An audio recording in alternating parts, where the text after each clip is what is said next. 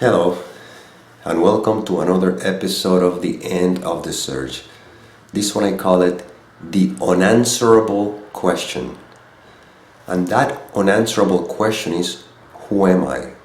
Who I am. It is unanswerable because that is not something that the conceptual mind can grasp, can understand, can quote-unquote get. Yet, we're always pointing to that. In other words, you hear a lot about, find out who you are.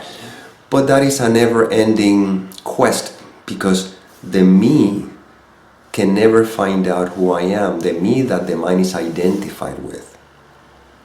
So when we're asked to find out who you are, it's not really a trying to find, it's not an activity in order to encounter something or to find something. Is the recognition by no one, but that's just a way of, the limitation of language, is the recognition that I am. You see? When Nisargadatta Mahara used to point to rest in the I am, well, the mind turns that into an activity. Okay, I am going to rest in the I am. Because it assumes that if I rest in the I am, then I'm going to wake up, I'm going to become enlightened, I'm going to have a particular experience, whatever the case may be. But all of that keep reinforcing this idea of a me, you see? And we're pointing that to the fact that what I am, the amness or whatever it is, it's already, it's always. It just so happens that it's overlooked, overshadowed by the thoughts believed in. So, technically speaking, the way this becomes obvious and it's recognized, again, by no one, but again, what words can I use? The way this becomes evident is by eliminating what I am not. That's why it's more like a process of elimination. But again, the mind can even turn that process of elimination into another quest. You see? So the process of elimination is more like an investigation to question what is false that we took that as true. So realize that once everything has been questioned, what remains? And what remains is not an understanding, not even an experience, because who would be experiencing it? What remains is, what have always been. And that allows for the peace that surpasses all understanding, which is not a state, it's not a feeling or a sensation, it's just simply what is. What is when the mind is not, when there's no identification with the content of the mind. So, we can begin by questioning, let's say you're feeling sad, okay? Well, a lot of times we say, I am sad, or I am happy, or I am disturbed, I am angry, I'm excited. But notice that a feeling or a sensation may have arisen, and I am assuming that I am that feeling or that sensation that have arisen. So, what we do is that, okay, let me see if this is true. If I am the feeling or the sensation. How do I know that I am not the feeling or the sensation? Because when the feeling or the sensation goes away, I remain. Do you see? That's a process of elimination. I'm not trying to find the one that remains, because that is always, that never is not. But at least I thought that I was the feeling. I am sad, I am angry. No, wait a minute. When the feeling goes away, I remain. You see? So obviously I am not the feeling. Then we talk about, I feel sad, I feel angry, I feel excited, I feel happy. Well, let's walk again. A feeling arises, or seem to arise, okay? Sad, happy, excited, angry is a description. It's a label. And that label comes as a result of a thought. Without the thought, there is no label. So then, am I the thought? Am I the label? Well, if I was the thought, if I was the label, when the thought goes away, I should also be gone. And yet I remain. You see? What remains is where this is all pointing to. Because even if I say, oh, I know who I am, even that is a thought that says, I know who I am. You see? So when the thoughts are seen through, the feeling sensations are seen through, and every event that seems to be taking place, that's fine. It's just part of the world of perception, but without the thought interpreting, without the thought giving it meaning, without the thought translating it, it's just what it is. And that which is seems to appear and disappear in the I am.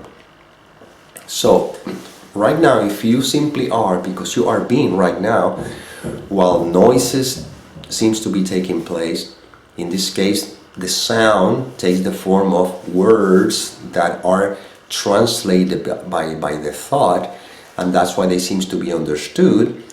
But while all of this seems to be happening, the fact is that I am. You see? And we're always pointing to that. When this is seen through, well, life continues as you have done before. Life will go on, you'll continue doing whatever it is that you're doing or seems to be done through you, it doesn't matter. But you rest, there's a resting as a witness, so to speak.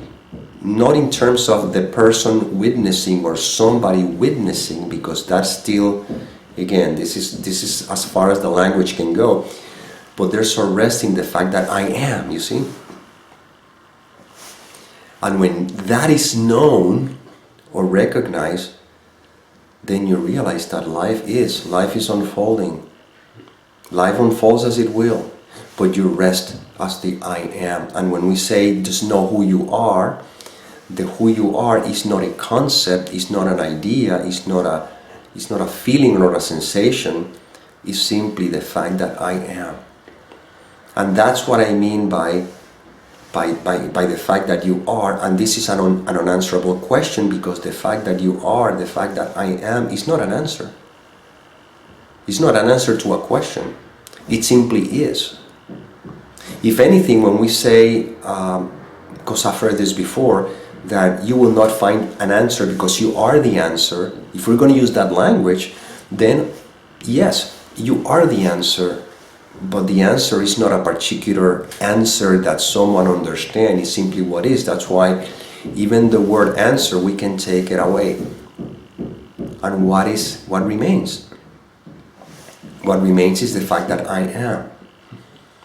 And in the I am, feelings, sensations, even thoughts seems to appear and disappear in the I am. Because the I am is not a thought. The I am is not a feeling, nor a sensation, nor a circumstance, not a sound. The I am, it simply is. And right now you are. Right now I am. That's why this is something we cannot talk about. Videos are being made right now in the I am, but have nothing to do with what I am. Is simply a seeming appearance in the I am. When you're sleeping and you're dreaming, the dream may seem to appear, but it has nothing to do with the mind that is dreaming it. It seems as though the mind is dreaming it, but the dream doesn't go back to the mind. The dream is a seeming appearance, but the mind that is dreaming it cannot go to the dream and come back or get into or out, because it's just, again, the mind is just the mind, that's it. The dream has nothing to do with it. It's just, again, a play of images that seems to be perceived, but they have nothing to do with the mind that is dreaming them, because they are not part of the mind. They seem to be projections in the mind. But the mind is all that there is. And the mind has no images, the mind has no dream, the mind simply is. You see, this is where the words get there are limitations, but we're trying to use them to point the best way we can. So right now, in this dream we call our human experience or our physical experience or seeming experience, all of this seems to be appearing in the I am. And the I am is always, never changes. And the I am has no problems, doesn't worry, is not concerned, doesn't have fear, is not about present, future, or past.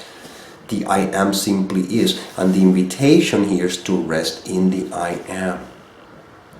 Don't try to grab this conceptually, because now you're trying to turn this into some kind of a procedure.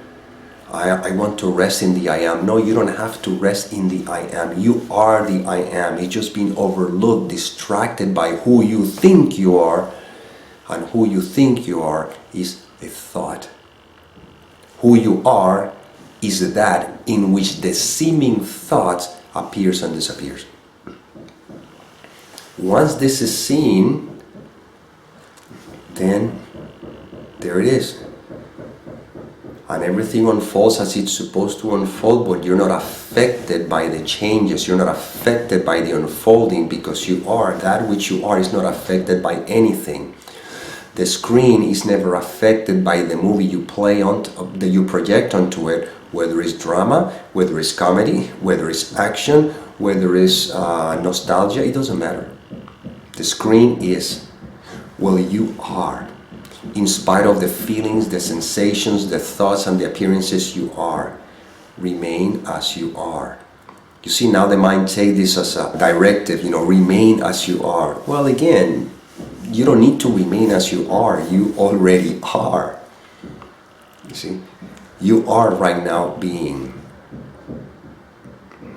And that's all there is. You see, I didn't give you an answer to a question, because there's no answer to that question. We just kind of look at what we were distracted with, and when that is gone, what remains? What remains is not an answer. And well, this is inspiration that came through. I hope it served. And as always, may peace permeate the mind so that love can become evident.